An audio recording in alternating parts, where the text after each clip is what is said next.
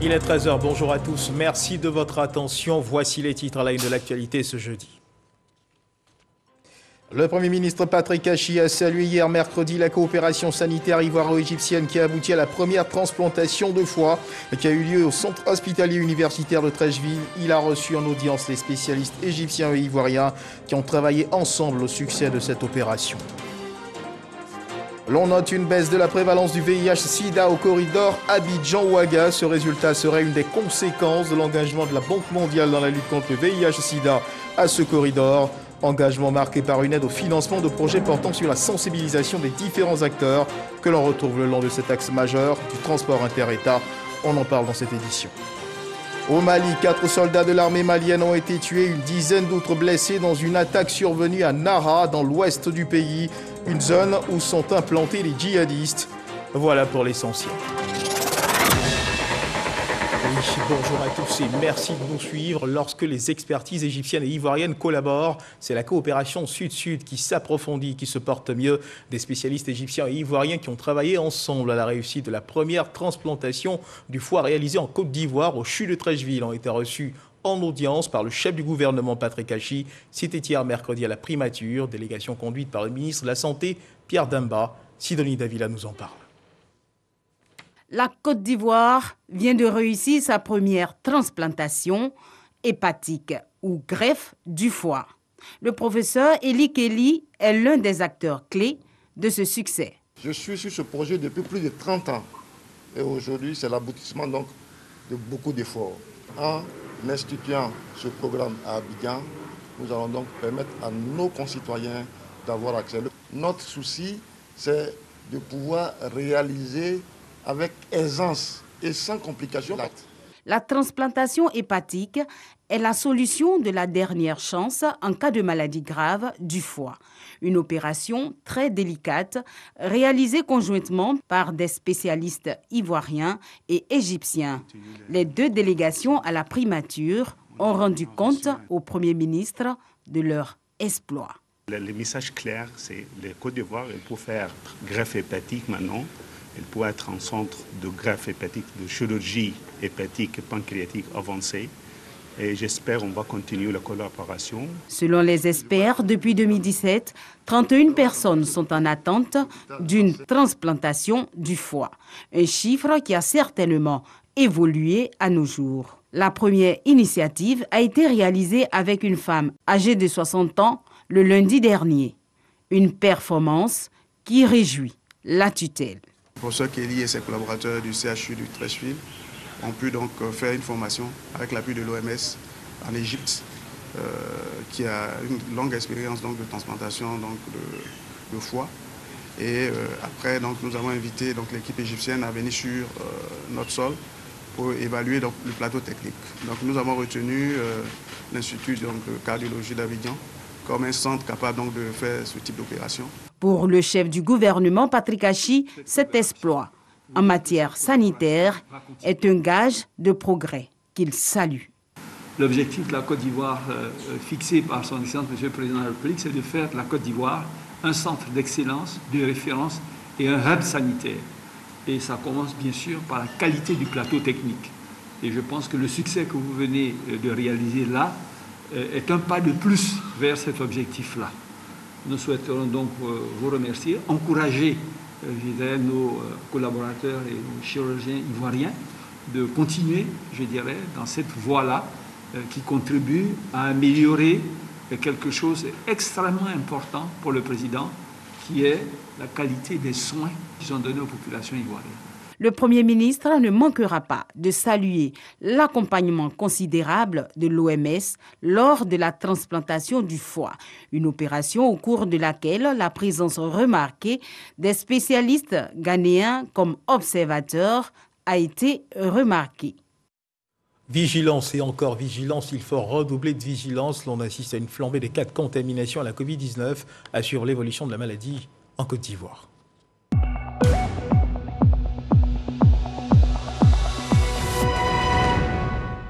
Le ministère de la Santé et de l'Hygiène publique de la couverture maladie universelle a enregistré hier mercredi à 29 décembre 2021 1502 nouveaux cas de Covid-19 sur 5348 échantillons prélevés, soit 28,1% de cas positifs, 47 guéris et un décès. À la date du 29 décembre 2021, la Côte d'Ivoire, notre pays, compte donc 66 568 cas confirmés, dont 61 424 personnes guéries, 708 décès et 4 436 cas actifs.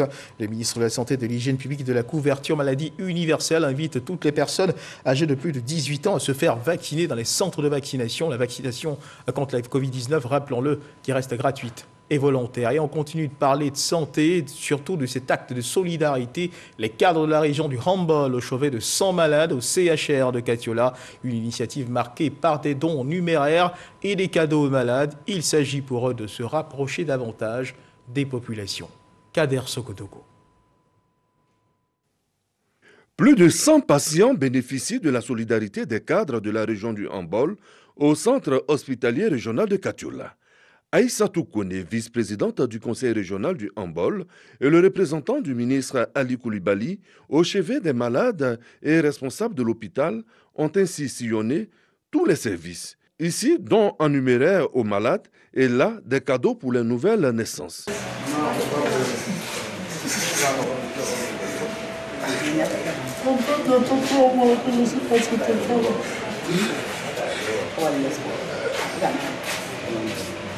Ensuite, cap sur la buanderie du CHR où le directeur reçoit 4 machines à laver.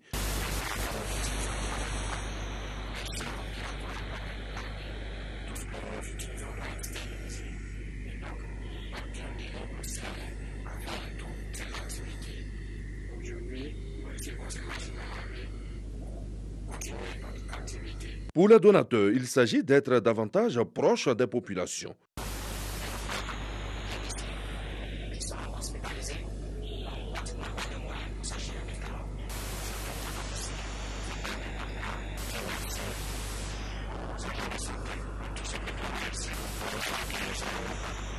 L'action sociale et de solidarité au CHR de Katiola, de la vice-présidente du conseil régional du Hambol et du ministre Ali Koulibaly sont accueillis par les bénéficiaires comme un cadeau en cette fin d'année.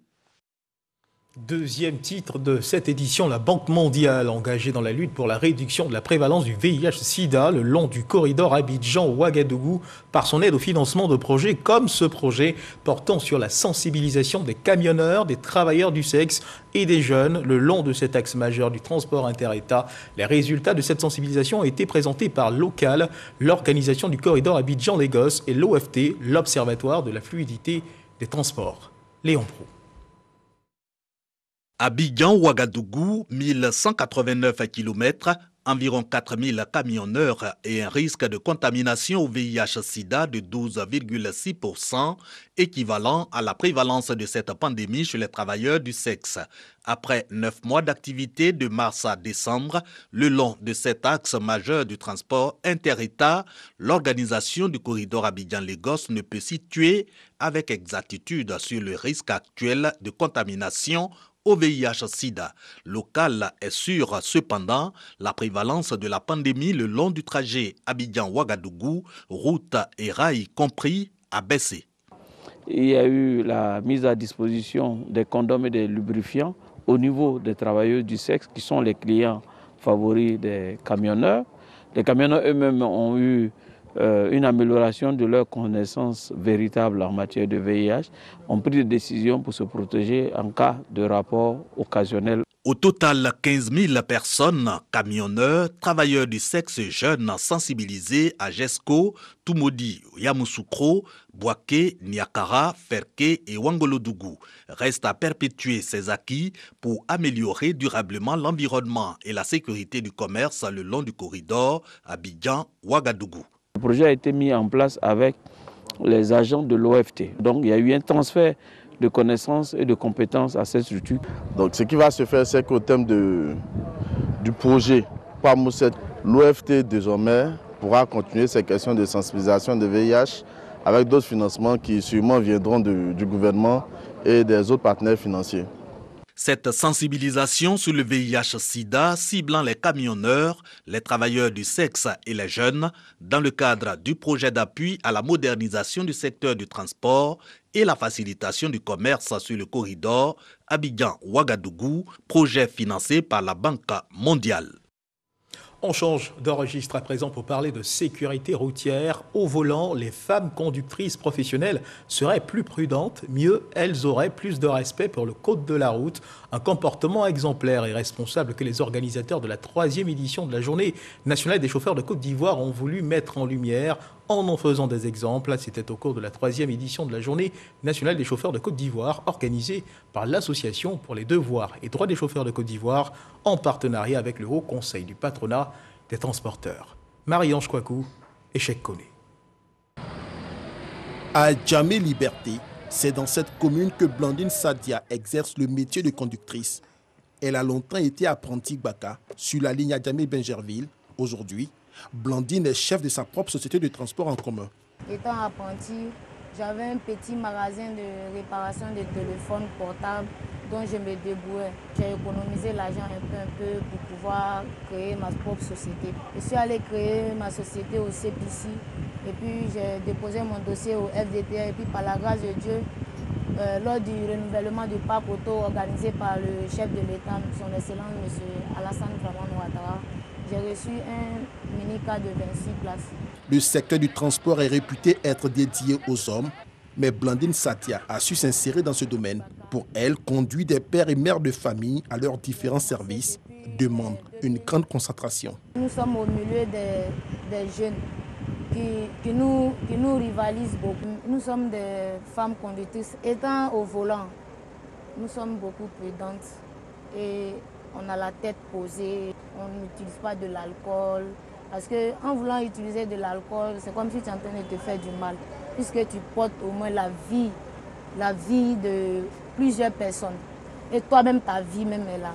Donc tout ce que j'aimerais conseiller à mes jeunes frères, conducteurs comme conductrices, d'être prudentes et de ne pas consommer de l'alcool. Parce que l'alcool nous mène aujourd'hui dans des accidents graves. La qualité de son service est appréciée de tous. Elle-même, elle vient sur le terrain, travailler avec nous, et elle s'occupe bien de nous, elle assume tout en tant qu'une femme. La tâche est très difficile, mais elle arrive quand même à se maintenir et beaucoup, je l'admire. Jouant un rôle primordial dans le processus de la sécurité routière, les conductrices ont été célébrées à l'occasion de la 3e journée nationale des chauffeurs de Côte d'Ivoire au siège du Haut Conseil des transporteurs de Côte d'Ivoire. Tout du thème, la conduite professionnelle, quel impact sur la sécurité routière. Nous constatons de plus en plus que la gente féminine s'intéresse beaucoup plus au métier de chauffeur. Et dans le cadre donc, de la professionnalisation de nos secteurs d'activité, nous avons donc, en collaboration avec les organisations professionnelles des conducteurs, essayé de mettre un accent sur la féminisation donc, de ce secteur-là. Elles ont démontré comment elles font pour avoir 0 accident sur la route. Et cela va être partagé par l'ensemble des professionnels. Il s'agit à partir d'aujourd'hui de mener avec ces dames chauffeurs une grande campagne de sensibilisation pour qu'elles partagent leur expérience, pour que la question du genre partout, mais surtout dans le transport routier, soit respectée. Selon les statistiques officielles, en Côte d'Ivoire, l'imprudence des conducteurs constitue une cause des accidents de la circulation qui occasionne 600 morts et 13 000 blessés par an. Et parlons justement d'exemples à donner. La Direction générale du budget des finances s'est dotée d'un code d'éthique et de déontologie qui a été présenté aux agents hier mercredi à la rotonde de la Cité financière au Plateau. Ce code d'éthique se donne pour objectif d'instituer et de promouvoir un ensemble de valeurs, de règles et de principes à observer par les agents, fondés notamment autour des valeurs de solidarité, d'excellence et de transparence. Il a été présenté en présence du directeur de cabinet du ministre du Budget et du portefeuille de l'État. Reportage Jean-Luc Congo. L'obligation d'assurer le service, de rejoindre son poste de travail et d'exercer effectivement et de façon exclusive sa tâche. L'obligation d'impartialité, de neutralité et de désintéressement, ou encore le respect des usagers. Ce sont autant de valeurs d'éthique que renferme le code dont vient de se doter la Direction générale du budget et des finances. Au regard de ses missions et de son rôle important dans la mise en œuvre de la politique budgétaire et économique de la Côte d'Ivoire, la Direction générale du budget et des finances exige de ses agents des qualités professionnelles avérées et le respect des règles d'éthique et de déontologie en vue d'instaurer un climat de confiance entre eux et les usagers pour un service public de qualité. Ce code d'éthique et de déontologie s'inscrit dans le contexte global de bonne gouvernance et de moralisation de la vie publique prôné par le gouvernement depuis 2011. Ce référentiel de comportement devra être un outil de promotion de la culture institutionnelle de la direction générale. Son application contribuera notamment à amener l'agent du budget et des finances à être une référence morale, intellectuelle et professionnelle. Des exemplaires de ce nouvel outil ont été remis aux différents responsables de services et syndicats de cette administration. Notons que ce code est applicable aux agents en activité, ceux en position de détachement, de disponibilité et aux stagiaires. Un observatoire a été mis en place pour en assurer le suivi. Reportage signé Jean-Louis Bongboé. Au chapitre de la bonne gouvernance, 15 acteurs de développement issus de différents domaines du secteur de l'économie ont été primés. C'était au cours d'un dîner gala organisé dans le cadre de la 13e édition de la Nuit des bâtisseurs de l'économie africaine, soirée qui avait pour invité d'honneur le ministre de l'économie et des finances, Adama Coulibaly, qui s'est fait représenter pour l'occasion par son directeur de cabinet adjoint, Vassongo Bambara. Reportage de Yannick Efoumi et Salimatou Dia. Bâtisseurs de l'économie africaine, ils ont été 15 acteurs à avoir été distingués pour leurs actions au service du développement économique du continent. Entre autres prix reçus lors de cette prestigieuse nuit de distinction des bâtisseurs, celui de la meilleure entreprise de commerce et de négoce ou encore meilleur gestionnaire des infrastructures sanitaires de la zone UEMOA. Je voulais dédier ce prix au président de la République parce qu'il fait beaucoup de choses au niveau de la santé et depuis qu'il est président, nous travaillons donc à la transformation du système de santé. C'est une fierté pour moi d'être aujourd'hui lauréat de ce prix-là qui est assez important parce qu'il s'inscrit dans la droite ligne aujourd'hui de la vision du président de la République, son Excellence Alassane Ouattara. Je demande aux femmes de faire comme moi parce qu'aujourd'hui ce n'est pas facile pour les femmes de se démarquer. Mais quand on travaille et quand on fait un travail sérieux, bien fait, vous arriverez quel que soit le temps. Le ministère de l'économie et des finances y a pris part en qualité d'invité d'honneur et n'a pas manqué de féliciter et d'encourager les récipiendaires à continuer d'œuvrer pour le développement économique. Monsieur le ministre de l'économie et des finances me charge de vous adresser ces vives félicitations pour ces distinctions que vous méritez amplement. C'est le lieu d'inviter chacun de vous à demeurer des modèles aussi bien pour vos contemporains que pour les générations à venir. La cérémonie de distinction des bâtisseurs de l'économie africaine a eu lieu au cours d'un dîner gala organisé par Afrique Vérité, une structure de communication qui promeut la bonne gouvernance. Et le Parlement des enfants de Côte d'Ivoire qui a un nouveau président. Son nom, Yédé Nguessan Evan, élu le 22 décembre dernier au terme d'une assemblée générale. Il vient de l'Agnébi-Tiassa, 14 membres composent son bureau. Il s'est engagé à vulgariser les droits des enfants auprès de ceux-ci et à les faire respecter par les adultes. Didier Nguessan. Yédé Nguessan Evan, élève en classe de 3e au lycée municipal de Sikansi, est le nouveau président du Parlement des enfants de Côte d'Ivoire. Élu avec 52,6% du suffrage lors de l'Assemblée générale de ce Parlement, le nouveau président et son bureau composé de 14 parlementaires sont présentés officiellement. Nous avons comme mission de veiller au strict respect de ces droits-là. Parce que nous avons constaté que ces droits ne sont pas respectés dans les différentes régions de la Côte d'Ivoire. D'où nous avons pour mission, en un premier temps, de veiller à ce respect-là. Nous saluons tous les enfants de la Côte d'Ivoire, de partout, du nord, du sud, de l'est, de l'ouest, du centre, pour leur dire que nous sommes avec eux et nous sommes engagés à lutter à leur côté pour une Côte d'Ivoire sublime. Avant l'élection, les 134 parlementaires représentant toutes les régions de la Côte d'Ivoire ont formé sur le droit des enfants, le civisme, la notion de démocratie et les caractéristiques d'un bon leader, entre autres, de quoi les autres dans leur rôle d'apprentissage de la démocratie. Ce que nous venons de voir est source de fierté. Madame la ministre, la femme, la famille et l'enfant, dont cette institution relève de faire en sorte que dès l'adolescence, nous puissions préparer l'enfant à tenir, à camper des responsabilités plus grandes pour son pays. Créé en 1992 à l'initiative des journalistes et d'enseignants, le Parlement des enfants de Côte d'Ivoire a eu un statut légal en 2013. Monsieur, si vous ne le saviez pas, sous l'impulsion du Réseau international de la jeunesse féminine, un forum national de la jeunesse féminine a été mis en place. Son objectif, travailler à la participation plus inclusive des femmes dans le processus de prise de décision. Ce forum national de la jeunesse féminine, qui en est à sa 4e édition, s'est tenu dans la commune de Cocody autour du thème « Jeunesse féminine et leadership engagé ». Reportage signé Orphée Conan et Grace Cando. 500 filles venues des 31 régions de la Côte d'Ivoire et de la diaspora, réunies à Abidjan pour la 4e édition du Forum national de la jeunesse féminine.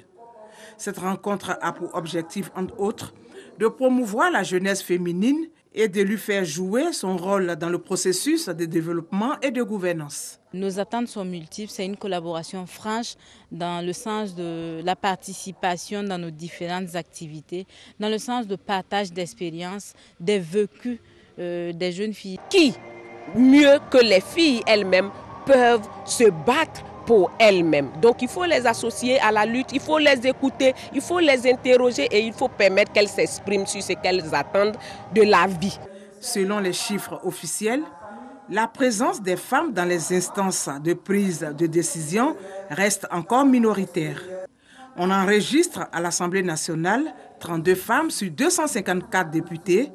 Au niveau des mairies, ce sont 16 femmes sur un total de 201 mairies. Les femmes engagées en politique ont de l'avenir et même celles qui ne sont pas engagées mais qui s'intéressent auront aussi de l'avenir. Il suffit juste qu'on les rassure, qu'on les fasse comprendre qu'elles ont toutes les places dans le monde politique et que la politique n'est pas ce monde violent qu'on leur fait croire. Il faut les accompagner parce que si nous ne les accompagnons pas, nous ne les encadrons pas, demain on n'aura pas de relève. Et c'est notre relève qui est là, c'est la pépinière des femmes de Côte d'Ivoire. À l'issue de ce forum, un plaidoyer sera mené auprès du ministère de tutelle en vue de la mise en place d'une politique nationale de la jeunesse féminine. Regardons à présent à ce sujet le forum sur la gouvernance de l'Internet, section Côte d'Ivoire, qui s'interroge sur les véritables enjeux de développement économique et social induits par la cryptomanie, et sur les défis et les dangers liés à son utilisation, l'émergence de la cryptomanie en Côte d'Ivoire, défis ou opportunités de développement économique et social. Le thème de ces réflexions, la cryptomanie qui, rappelons-le, est une sorte de monnaie numérique en usage sur Internet, indépendante des réseaux bancaires et liée à un système de cryptage. Souleymane Denis-Songui, reportage. Le Forum de la gouvernance de l'Internet en Côte d'Ivoire a réuni des experts pour échanger sur les enjeux de l'émergence de la crypto-monnaie. Il s'appuie sur la volonté du gouvernement de faire du secteur des TIC un puissant catalyseur de développement. C'est à la fois un défi, mais aussi une opportunité. Un défi parce que c'est une nouvelle technologie qui n'est pas vraiment bien comprise par l'ensemble de la population, chose à laquelle va falloir vraiment pallier, et une opportunité au vu des avantages que la crypto-monnaie offre. Un jeune entrepreneur qui a une start-up qu'il veut lancer, mais qui n'a pas de moyens ou qui a des difficultés quant au système traditionnel à recueillir des fonds pour lancer son projet, mais grâce à la crypto-monnaie, à travers ce qu'on appelle les ICO, il peut lever des fonds, réunir ce qu'il faut et puis lancer son projet. L'Afrique, la plus petite économie au monde en matière de crypto-monnaie, est en pleine croissance et la Côte d'Ivoire veut prendre une part active dans l'appropriation de cette nouvelle technologie. Les crypto-monnaies sont adossées sur une technologie. C'est cette technologie qui est révolutionnaire et c'est cette technologie que les Africains devraient s'approprier. Aujourd'hui, il était important pour le FGI de pouvoir parler de crypto-monnaie, mais d'annoncer les couleurs aussi de la Côte d'Ivoire, du ministère du numérique, par rapport à la jeunesse, parce qu'on a une jeunesse qui en redemande. Et là, aujourd'hui, je pense que la crypto-monnaie était le thème vraiment très important pour cette année 2021. Le Forum sur la gouvernance de l'Internet en Côte d'Ivoire est une plateforme à but non lucratif, un cadre d'échange et de dialogue entre les parties prenantes pour partager des informations liées aux technologies numériques. Un mot de littérature dans cette édition. Comment fonctionne la société d'An? Quelles sont ses origines? Que représentent réellement ces cases dites sacrées que l'on retrouve dans les villages d'An? Toutes ces questions sont passées au peigne fin dans un livre intitulé « Éducation à la culture et aux traditions d'An ». Il s'agit pour les auteurs de ce livre de contribuer à l'exportation de la culture du peuple d'An. La cérémonie dédicace de ce livre a eu lieu en présence des fils et filles de la région du Tonkoui. C'était à la mairie de la commune d'Adjamé. Reportage signé Franck Quadio. Salle des fêtes de la mairie d'Adjamé. Ils sont venus en nombre, parés du baou, tenue traditionnelle d'An. La communauté d'An, connue sous l'appellation Yakuba, ouest ivoirien. Venu participer à cet élan de culture, un ouvrage est présenté. Il est intitulé « Éducation à la culture et aux traditions d'An », une production de 300 pages coécrite par Goïdé Baba et Gouessé Diomandé et qui plonge le lecteur dans la culture et les traditions du peuple d'An. Si on se connaît, on va par exemple éviter de faire ce qui fait mal à l'autre et ça permet de maintenir la cohésion entre nous. Voilà l'un des buts clés même de ce livre, c'est permettre aux Ivoiriens de vivre ensemble en se connaissant mutuellement. Sous toutes ces facettes, l'ouvrage présente la problématique du respect de la hiérarchie de la tribu d'An ainsi que les structures sociales de gouvernance en pays d'An. Les auteurs mettent aussi en exergue le rôle de la case sacrée dans la société, Yakuba ou Dan. Écrire un livre de ce genre sur les dents, c'est nous montrer au monde, sachant bien que d'autres aspects de la vie des dents ont été explorés ici et là, que ceux qui aiment bien les dents, ceux qui sont également dents, ceux qui ont entendu parler des dents, lorsqu'ils vont voir ce livre-là devant eux, qu'ils aient la curiosité de s'y plonger et de voir certains aspects que nous n'avons pas eu l'occasion à évoquer durant nos cursus scolaires, durant nos carrières administratives. Éducation à la culture et tradition d'An aborde plusieurs thématiques dont l'origine des Danites, la communication, la sécurité, les relations sociales au sein de la société d'An. Il remercie le Seigneur de les avoir couverts de ses bienfaits au cours de l'année qui s'achève et viennent lui confier leur avenir pour l'année qui s'annonce. Eux, ce sont les chrétiens célestes de la paroisse Saint-Uriel de la Riviera Faya qui ont célébré leur 7e édition de la fête des moissons. Reportage de Orphée Conan et de Franck Quadio. La fête de la moisson est un événement cardinal inscrit au calendrier liturgique du christianisme céleste.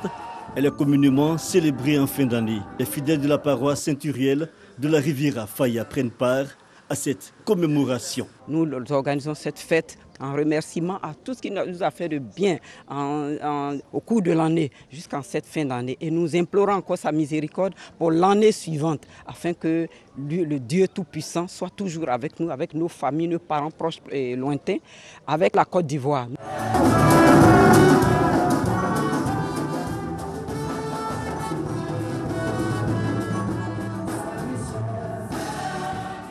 Action de grâce, collecte de fonds, vente d'objets saints et banquets. Les principales activités au cœur de cette 7e édition de la fête de la moisson à l'église de Saint-Uriel. Si le cœur est uni et on a l'amour de Dieu, tout fait ça marche. Ça, c'est la force des prophètes. Enfin, un prophète, tu dois faire en sorte que tous les actions de Dieu soient unis derrière Dieu et toi, pour que les yeux avancent, pour qu'on ne fasse pas l'église de la Côte d'Ivoire ici. Ça nous met sous terre. Il faut être généreux en offrant à Dieu afin de bénéficier de ses bonnes grâces, un moment d'adoration et de reconnaissance au Seigneur pour ses bienfaits au cours de cette année. Et toujours au chapitre de la religion, les chrétiens catholiques de la ville de Méagui prient pour la paix en Côte d'Ivoire. Ils ont demandé au Seigneur d'étendre sa main protectrice sur le pays afin que règne l'union et l'entente entre les fils et filles de la Côte d'Ivoire. Alec Lavry, Jean-Marc Tchachi. Paroisse Saint-Ignace de Méagui, diocèse de San Pedro. L'heure et au recueillement et à l'adoration. À l'occasion de la première messe d'action de grâce en tant que nouveau curé, l'abbé Charles Olidio et ses paroissiens prient pour la paix et la cohésion sociale. Que tous ceux qui conduisent la Côte d'Ivoire vivent dans la paix, vivent sous la protection de Dieu et que Dieu accompagne notre pays dans la réconciliation, dans la paix que les dirigeants ont commencé et continuent de mener. Lors de cette messe, plusieurs autorités locales ont apporté leur soutien au clergé. Nous sommes ensemble. Nous menons le même combat, nous travaillons sur les hommes. C'est main dans la main que nous devons travailler pour que la Côte d'Ivoire puisse aller de l'avant. Le père Charles Olidio est secrétaire exécutif national de la commission justice et paix et en charge des prisons. Son combat pour l'apaisement des tensions et l'amélioration des conditions de vie des populations est la figure de proue de son sacerdoce. Et dans l'actualité internationale au Mali, 4 soldats de l'armée malienne ont été tués, une dizaine d'autres blessés dans une attaque survenue à Nara, dans l'ouest du pays, une zone où sont implantés les djihadistes, selon un bilan provisoire des forces armées maliennes. Un bilan donc établi par voie de communiqué. Le communiqué ne donne pas d'informations quant à l'identité des auteurs de l'attaque.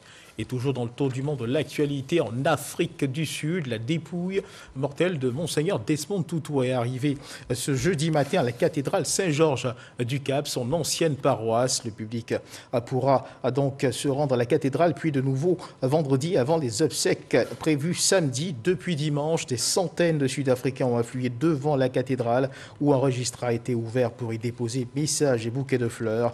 Les cloches sonnent tous les jours à la mi-journée pendant 10 minutes en sa mémoire. Les drapeaux sont en berne dans tout le pays et la montagne de la table qui surplombe le Cap est illuminée de violet tous les soirs en hommage à Desmond Tutu.